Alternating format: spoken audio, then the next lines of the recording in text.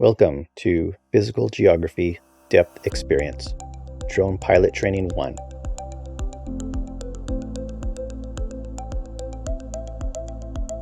So this course is housed within the Department of Geography, Environment, and Spatial Analysis.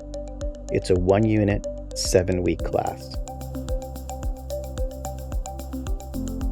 Geographers use drones to study the interactions and distribution patterns of the physical and the human environment, which includes physical landscapes, biological distribution, and cultural interactions.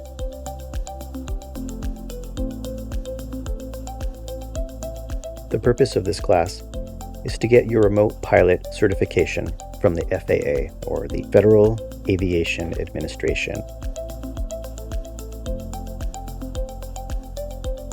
So you might ask, why do I need a certification? Certification lets you fly a drone for commercial purposes or research or anything that's not strictly hobby use. Think of certification like getting a driver's license, but you only have to pass the written exam to get your license. So that's what a kind of a certification means. It's a license to fly by the FAA. So this course prepares you to get certified, but it doesn't give you the certification.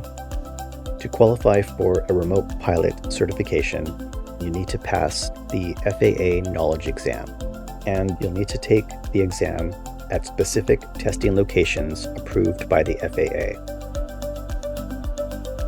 So you might be wondering how this class fits in at HSU. Well, to start, any classes down the road, like just say there's a drone pilot training 2 that teaches you how to map the environment using drones or to conduct a survey, you won't be able to get into that class unless you have your remote pilot certification. So this is kind of the first step. You get your certification, and after that, you'll be able to qualify for the additional courses that are coming down the road.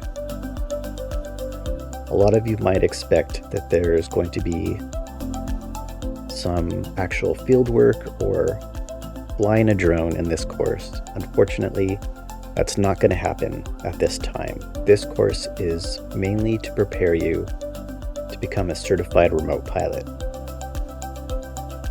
Generally speaking, there are 6 knowledge areas on the exam, and this course is going to cover those areas.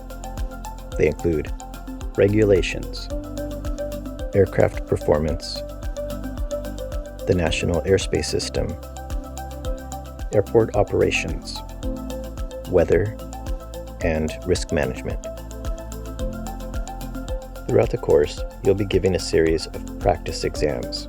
There's going to be a lot of memorization of facts. Essentially, that's the only way to pass the FAA knowledge exam. So you're just going to have to use the practice exams to help you memorize everything you need to know to get your certification. The final exam covers all knowledge areas, and how you do on the final exam is going to be a good predictor on how well you'll do on the test administered by the FAA. Your final grade for the class is determined by your final exam score. I hope you enjoy this class and that it provides everything you need to get your remote pilot certification. Don't forget to subscribe to this channel for more videos and tutorials related to geospatial science.